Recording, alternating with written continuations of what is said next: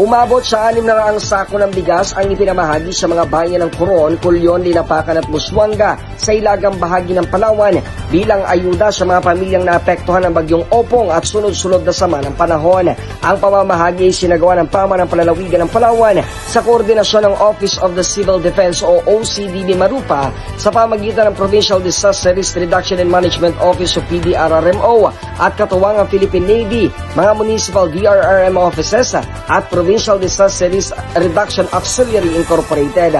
Sa kabuang ayuda, 200 sako ng bigas ang naipamahagi sa Coron, Palawan, 150 naman sa Busuanga at Culion at 100 din sa Linapacan. Ipinahagi ang mga ito mula October 11 hanggang 14, 2025 sa tulong ng mga lokal na pamahalaan. Bukod sa bigas, nagkaloob din ang PDRRMO ng mga search and rescue equipments sa ilang barangay sa Culion, Coron at Busuanga. Nagsagawa rito ng inspeksyon sa mga automated weather system upang matiyak ang kahandaan ng mga komunidad sa harap ng mga kalamidad.